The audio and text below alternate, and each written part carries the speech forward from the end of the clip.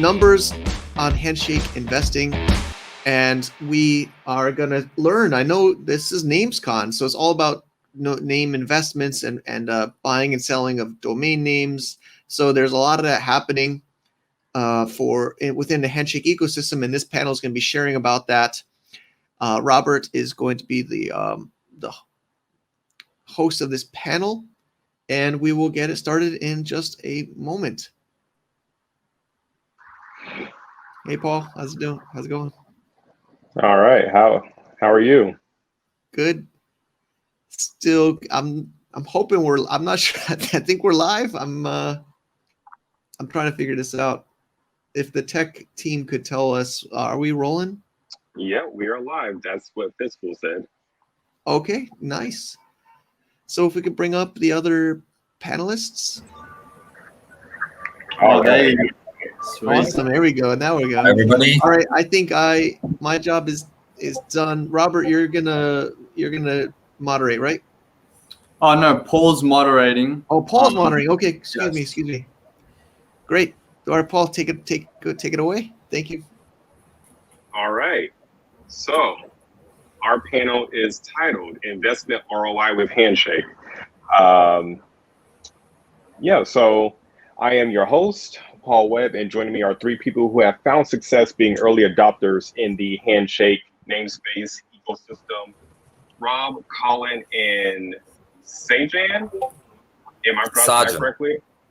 Sajan. That actually sounds a hell of a lot better than whatever the hell I said. All right. So, is there anything y'all want to start off with to introduce yourselves? Yeah, I'll start off. I'm Rob. I'm the co-founder of ShakeStats, a platform that's trying to make domain trading easier for everyone, giving statistical data and any other Handshake-related data in regards to markets, primary and secondary, to everyone. And we're just trying to make the trading experience better.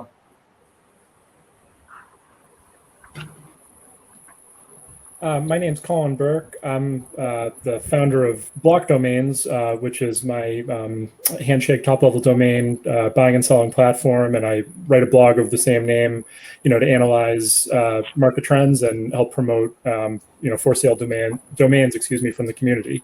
So really excited to be here. Hi, everybody. My name's Sajan. I'm an ex-advertising executive and an ad filmmaker who just got enamored by tech. I have a small firm called Agamin Technologies, and we're trying to create a domain registry TLD system for people in India in their regional scripts. That is going to be super neat. I don't feel like there is a GoDaddy for India at all, so that's quite the opportunity. I hope so. All right, so our panel can be broken into two parts. The story so far of Handshake, we've only been around for a year and a half. And then the second half will just be the future. So with that, Colin, what can you tell us about Handshake so far? How the community has been doing, some of the numbers you've seen, and so on. Sure. Yeah. Thanks, Paul. So like you said, it's been a year and a half since Handshake's been a live, project that allows for the buying and selling of top-level domains, and that's obviously a lot of time to cover. My involvement's been almost about a year at this point. So happy to have gotten in, relatively early in the game. Really, I'll give kind of three big picture observations and then elaborate a little bit. Like you alluded a second ago, the first takeaway is really that for many investors who've gotten in so far to Handshake, performance has been quite strong, both on an individual domain basis, and it's harder to validate this, but anecdotally on a portfolio basis based on what I've heard from other community members. Number two is that there are good acquisitions still to be had. More obviously, for people who are long-term believers in the project, now I think is still a time to load up, buy to hold. But maybe a little bit more surprisingly, there's still a lot of opportunities right now that I've been seeing anyway to buy and quickly resell. And definition of quickly may vary, but there's still flip opportunities depending on your tolerance for that. And then the third point, I'd really say, whatever direction we can all prognosticate about the outcome of Handshake and adoption and value of names ultimately and things of that nature. However things shake out, I think we're very early, and I don't mean that necessarily to say hey, it's all upside, because there are a lot of variables, and as I'll get into a little bit, it's been very uneven in terms of what's worked, what hasn't, TLD category wise, and I'll expect that to continue. But it's amazing, as some of you might have dropped in on other non-Handshake domaining panels. Some of you, including on this panel, have this background, and just reading from some of the traditional .com and other ICANN domainers, hold time expectations are a lot longer there. So I think that similar to how Shahan was talking the last session about tokenization, and the NFT-like characteristics of Handshake, I think that we may be oriented to expect some pretty quick returns in that regard. That's not totally, and I'd encourage everybody, myself very much included, to kind of broaden time frame horizons. So I think we are very early. I'll just hit pretty briefly here a little bit on performance and some of my observations, and I know that my fellow panelists are going to elaborate on this as well. I think probably everybody who's listening right now, who's had a little bit of exposure to Handshake, has probably heard a 10x multiple be thrown around. That's kind of the most common stat that I've heard, that I think a lot of people have heard. Namebase has referenced that, and the Namebase marketplace is not certainly the totality of the secondary market for top-level domains, but does represent really the lion's share at this point. So I'll be using them or that marketplace as a little bit of a proxy for overall activity for some of the things that I say. But that 10x multiple is like any average, limiting in terms of that's names that have both been purchased and resold at this point. That's not adjusted for what percentage of names haven't been sold. Period, excuse me. And it's certainly not possible from that to extrapolate onto like a hypothetical portfolio basis. Really, I think that the best place to look, and probably the first place that a lot of people looked in the TLD space, was English level domains, the premium high level English level domains. That's the most valued space within .com and with the other traditional extensions. And, that's, I think, a great place to start the conversation. At the very high end of the market, given the experimental nature of Handshake, there's still the buyer market is collectors and investors and speculators. There are some end users, Namecheap. I'm not sure exactly how they're going to use .p yet, but they paid 375 HNS for .p. So I'd classify that as an end user sale, but usually that's atypical. At the really high end of the market, .p, like I just mentioned, that reflected a 37x from the original sale. .xx, one of the other ones at the very high end, 190 HNS, that was only a 9x. And then the third six-figure HNS sale in the English language, Discordian, that's actually almost a 56,000 multiple because it sold for 111,000 HNS and was purchased for 2. So congratulations to the seller on that. But I think that my point is that the very high end of the market is still so thin and the data points are so sparse that it's really difficult to extrapolate much from there. I referenced 3 sales in the English language above 100K from 50 to 100,000 HNS.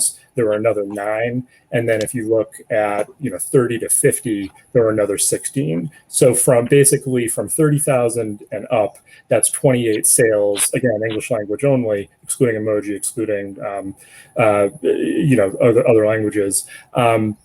that's not a heck of a lot of concentration. So within the 20 to 30,000 band, that's where I think it's maybe a little bit more credible to look at trends and extrapolate. There are 18 sales on the name-based marketplace inception to date within that band, the 20 to 30,000. 17 of those were auction to secondary flip. There was one secondary to secondary auction, secondary to secondary sale. But really, and I'll exclude one sale within that was a 12,000 multiple because some jerk had to overpay for his last name. But excluding that from that population, those 17 remaining names, that's an average of a 37x. Across the board, and a median of about 18. I think that makes sense to me. It's still really a thin sample, and I'll leave it to others to say whether it's statistically significant. But I do feel comfortable taking a little bit more away from the trends at that level. I think that certainly, the competitiveness, like how much somebody was able to sneak under the radar on an acquisition, and that's going to be in part a function of earliness. That's still going to make a big difference as far as return multiples, and including how you're looking at time as well, because things are very sensitive to that as the market expands. But I think that it makes sense to me, and I'll be interested to hear what the other panelists have to say, that at the higher end of the market, I'm going to expect to continue to see overperformance relative to the averages that we hear otherwise. There's going to still be some sensitivity, but that is the trend that I think we're going to continue to see. I'll just really quickly hit on emoji because that's been such a hot category otherwise. Really here, there was a point in time where 1,000 HNS emoji at auction, single emoji were still possible, even lower in some cases. But from what I witnessed anyway, this was a category where awareness and competitiveness of the auctions increased, probably more steeply than anything.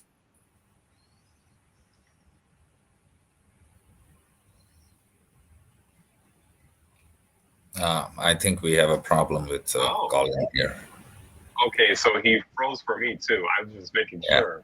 Yeah. Yes, It's kind of frozen. Could be a net issue. Possibly move to the next one.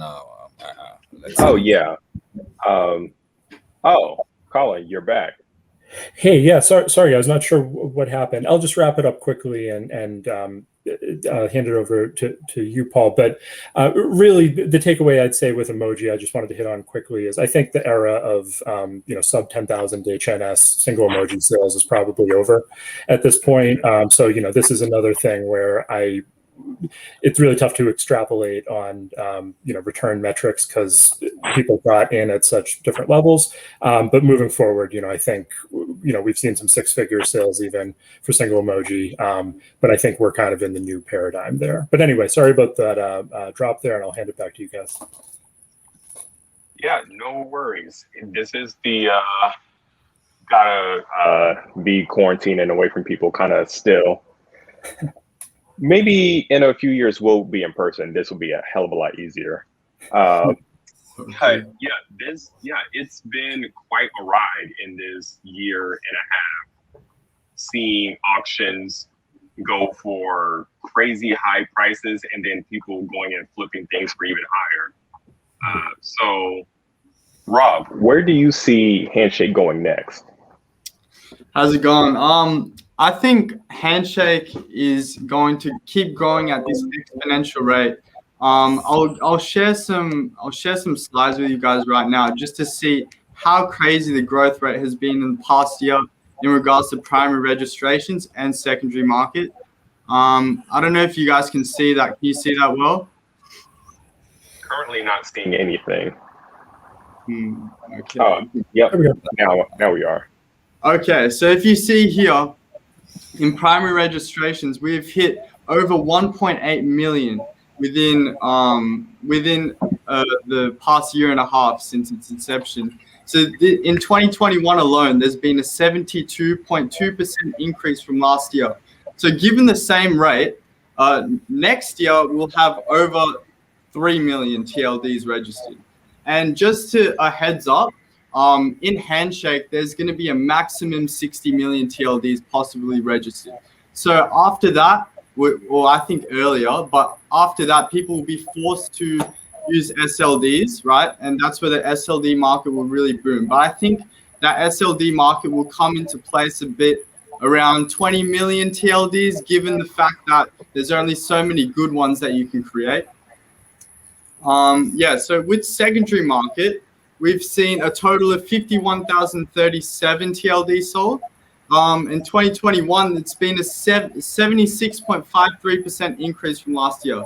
Given the same rate, 90,000, over 90,000 the year after.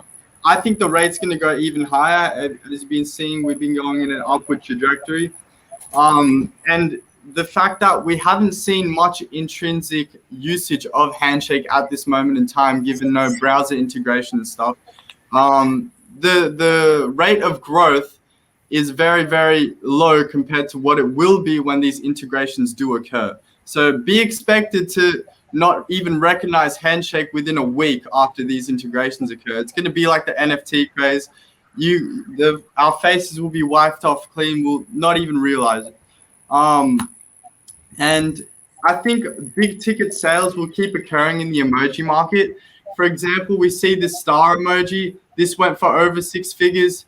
This heart emoji, this went over 6 figures. And they're not even in the top 5 frequently used emojis. I think it's very bullish for emojis right now, given that the main thing in Handshake is really going for the NFT sort of vibe rather than using the TLDs as websites at the moment. So this is the thing that's going to keep continuing, and we're going to keep seeing high ticket sales because it's literally like you're owning an emoji, right? Because this is like the most decentralized namespace. This will be the most used namespace. And this will be the most valuable place you can get a single emoji, since in other namespaces like ENS, you would have to have a subdomain of it.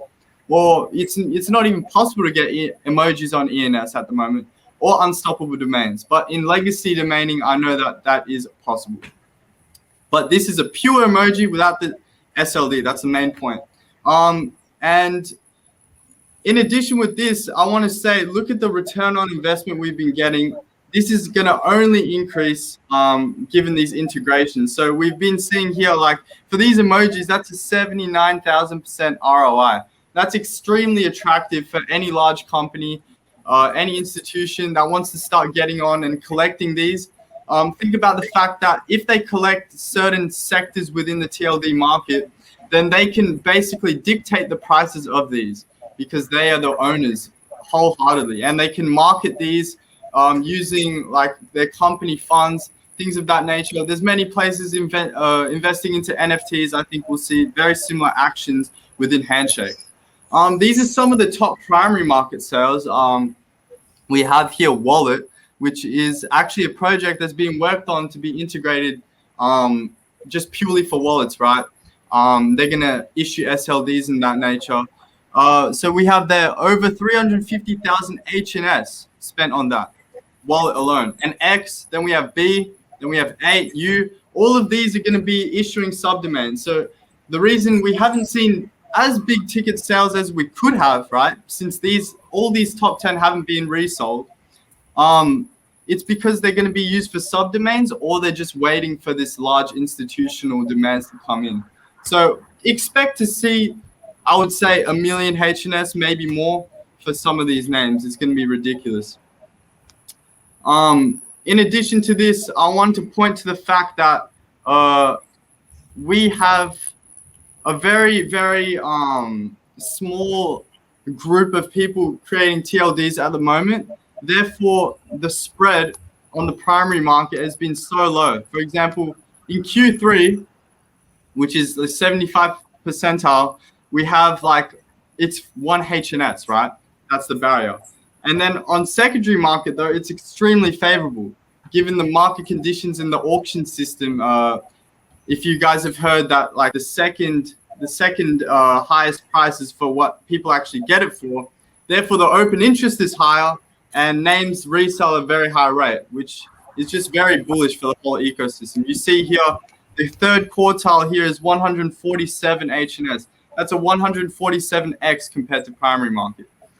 Also here, you can see that the average price for emojis is 410, which is 74% higher than the general mean. So this is going with the trend I was talking about scarcity and NFT sort of outlook rather than intrinsic usage. When intrinsic value actually comes in, you'll see a lot of rebalancing with the other names, such as wallet and such.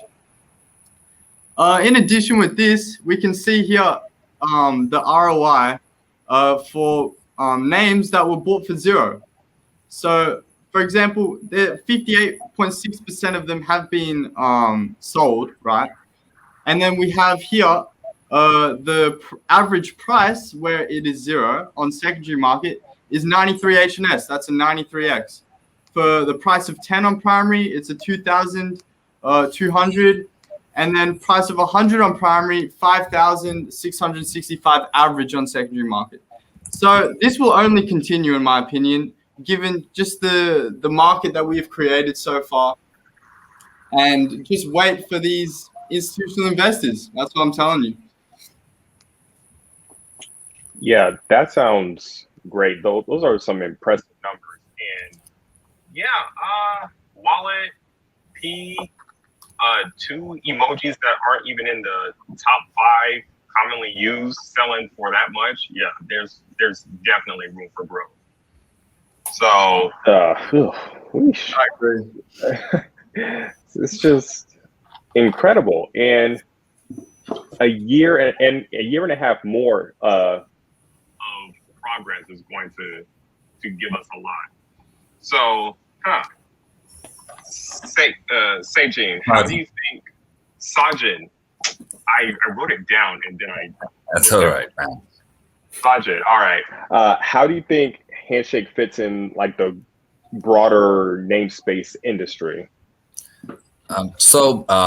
See, as a marketing person, before I try and look at ROI on investment, when I look at a product, I want to see what can this product do? What does it bring to the table so that I can arrive at an appropriate price point? So there are 3 primary points I find very interesting about Handshake. As of 2021, there are 361 million domain names registered. The growth rate in 2021 was 0.7%. Most industries would consider that dismal. While yes, the bigger TLDs do get some volumes, the smaller registries actually quite kind of struggle. And a lot of them are actually government-managed TLDs and they are not really run for profit.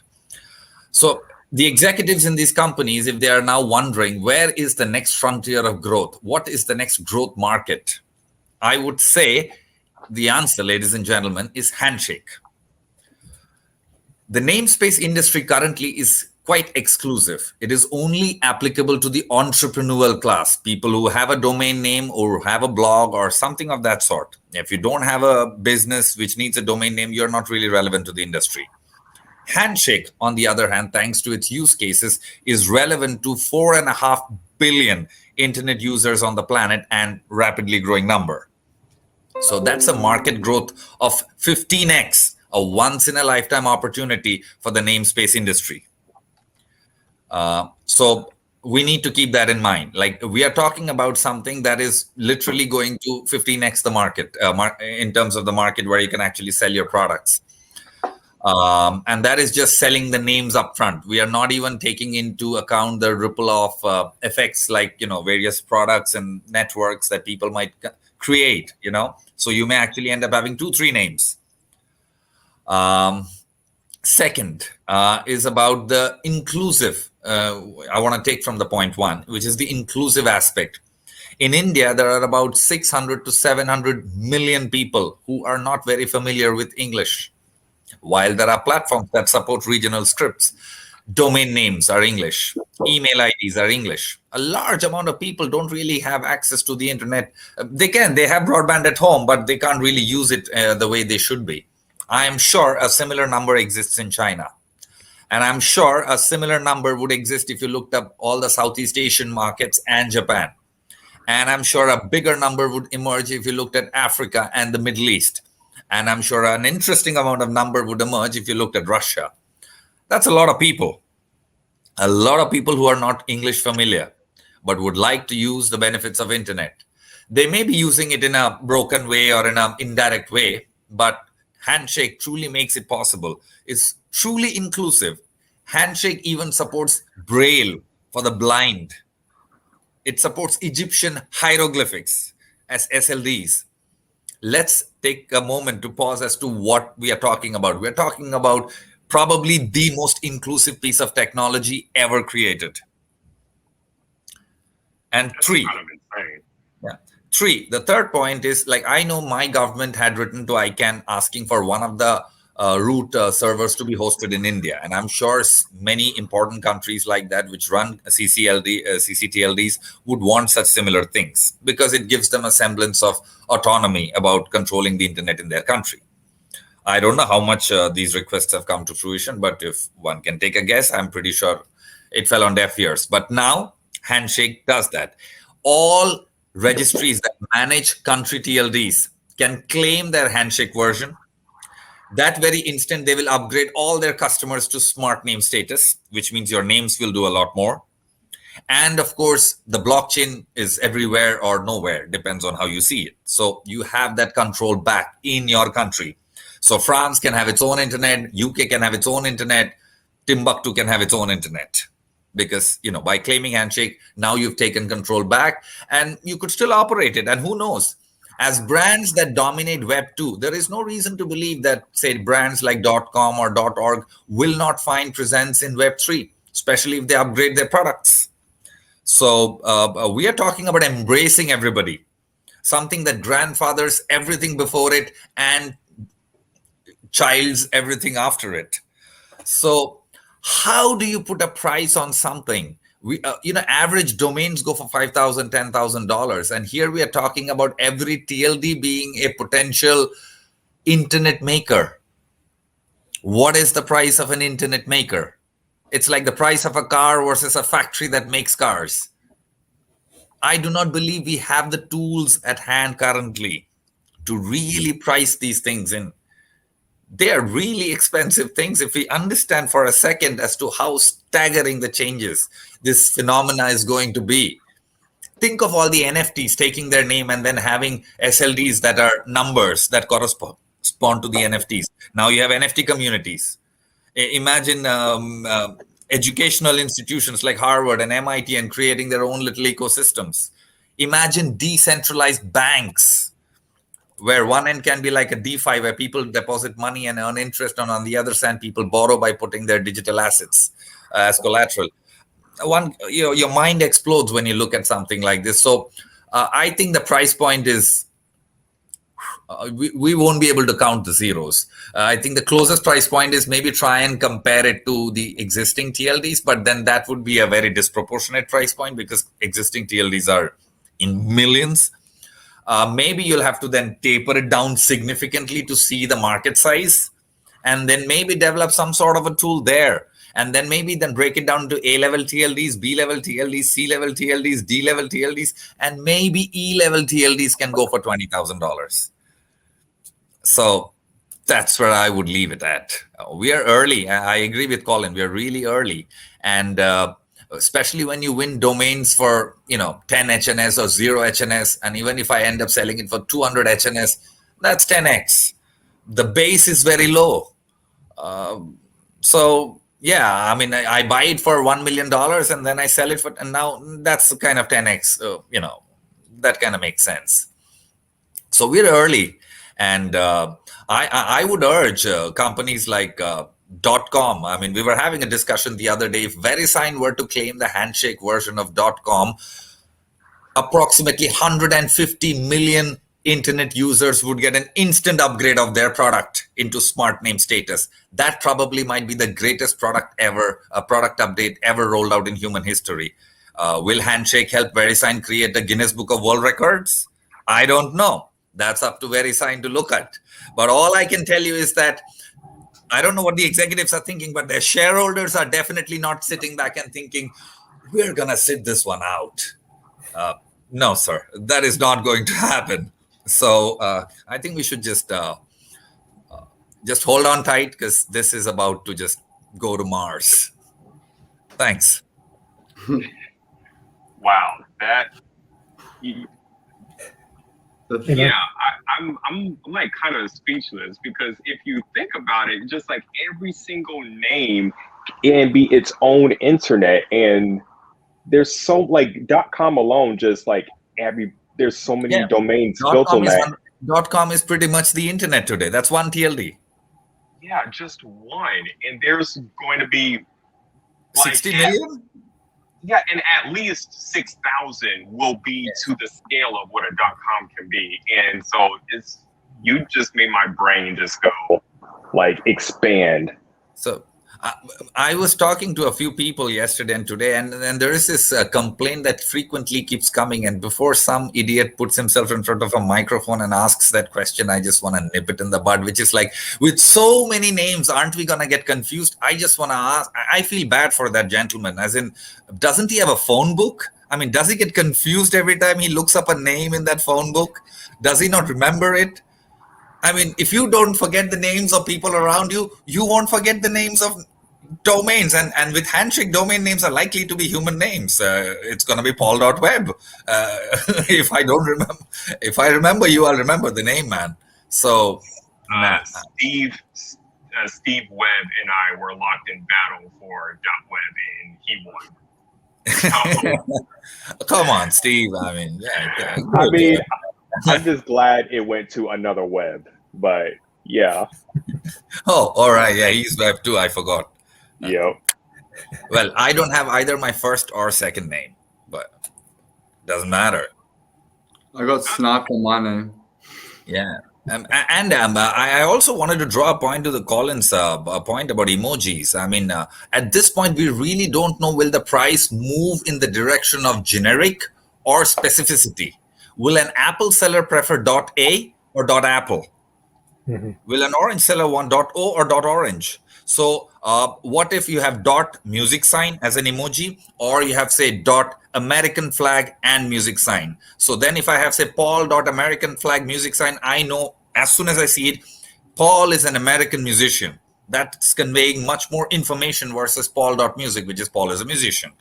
And there could be genres in it, maybe a rock guitar with music. Okay, so Paul is an American rock guitarist.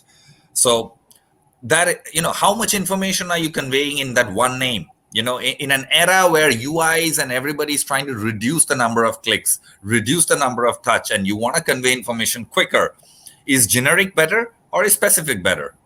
We don't know at this point. So there's much to play for. And there is no need to believe that, those who got in first or those who got in, and everybody who got in has an opportunity. And at the end, I heard somebody, how can you market it?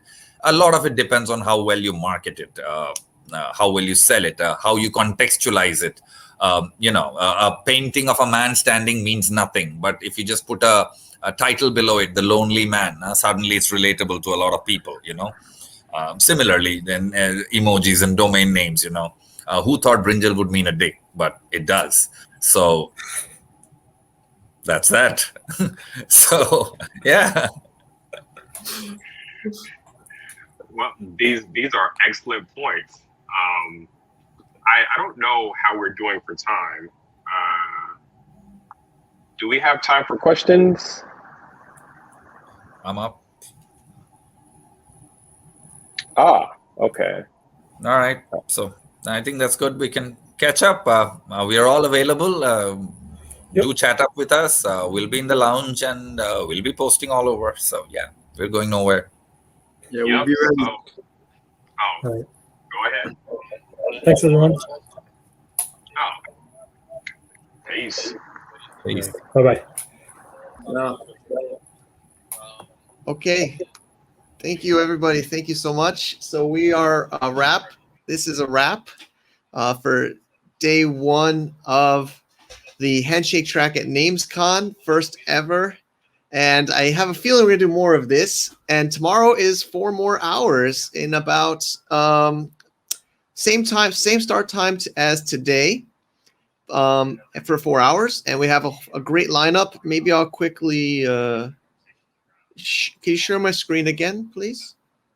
I think it's still shared. Again, thank you to our sponsors and our speakers. We're a little bit over time, so we just finished day 1. Tomorrow, I'll do a quick recap. We're gonna talk about getting some free cryptocurrency, influencing the future of the domain system, permissionless browser add-ons, decentralized exchanges, lifetime domains with .forever, war stories panel, and use cases. And with that, and then of course day 3 is the auction. So that's all I have for today. I know we're a little bit over time. Thank you for everything.